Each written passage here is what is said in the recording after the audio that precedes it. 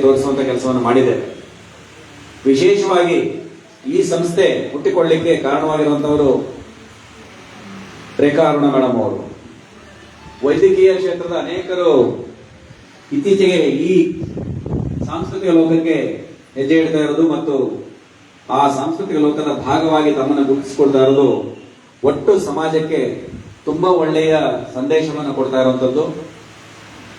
ವೃತ್ತಿಯಲ್ಲಿ 24 ಗಂಟೆ ಅವರು ವೈದ್ಯಕೀಯ ವೃತ್ತಿಯಲ್ಲಿದ್ದರೂ ಕೂಡ ವೈದ್ಯರುಗಳೇ ಬಹಳ ಜನ ಇಂತಹ ಕ್ಷೇತ್ರಕ್ಕೆ ಕಾಲಿಡುವ ದಿಕ್ಕಿನಲ್ಲಿ ಅರುಣ ಮೇಡಮ್ ಅವರು ತುಂಬಾ ಒಳ್ಳೆಯ ಕೆಲಸವನ್ನು ಮಾಡಿದ್ದಾರೆ ಮತ್ತು ಅವ್ರ ಜೊತೆ ಕೈ ಜೋಡಿಸಿರುವ ವೈದ್ಯಕೀಯ ಲೋಕದ ಬೇರೆ ಬೇರೆ ಗೆಳೆಯರು ಗೆಳತಿಯರು ಯಾರ್ಯಾರಿದ್ದಾರೋ ನಿಜವಾಗಿಯೂ ನೀವು ಅಲ್ಲಿ ಮಾಡ್ತಾ ಇರುವ ವೃತ್ತಿಯಿಂದ ಮಾಡ್ತಾ ಇರುವ ಕೆಲಸದಷ್ಟೇ ಅಲ್ಲಿ ನೀವು ಬೇರೆಯವರಿಗೆ ಸದಾ ಅವರ ಜೀವನಕ್ಕೆ ಭದ್ರತೆಯನ್ನ ಜೀವನಕ್ಕೆ ಸುರಕ್ಷಿತತೆಯನ್ನ ಹೇಗೆ ಬಯಸ್ತಾ ಇರ್ತೀರೋ ಆ ಜೀವ ಒಂದು ನೆಮ್ಮದಿಯಿಂದ ಆಹ್ಲಾದಕರವಾಗಿ ಇರುವಷ್ಟು ದಿನ ಬದುಕಲಿಕ್ಕೆ ಬೇಕಾದಂಥದ್ದು ಇದು ಕೂಡ ಬಹಳ ಮುಖ್ಯ.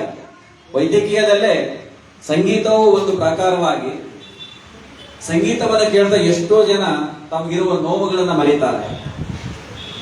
ಹಾಗಾಗಿ ವೈದ್ಯರು ಕೂಡ ನಿತ್ಯ ಯಂತ್ರದ ಹಾಗೆ ಆ ವೈದ್ಯಕೀಯ ವೃತ್ತಿಯಲ್ಲಿ ತಮ್ಮ ಸೇವೆಯಲ್ಲಿ ಕಳೆದು ಹೋಗ್ತಾ ಇರೋದನ್ನ ಅವ್ರಿಗೆ ಎಷ್ಟು ಪರಿಶ್ರಮ ಆಗ್ತಿದೆ.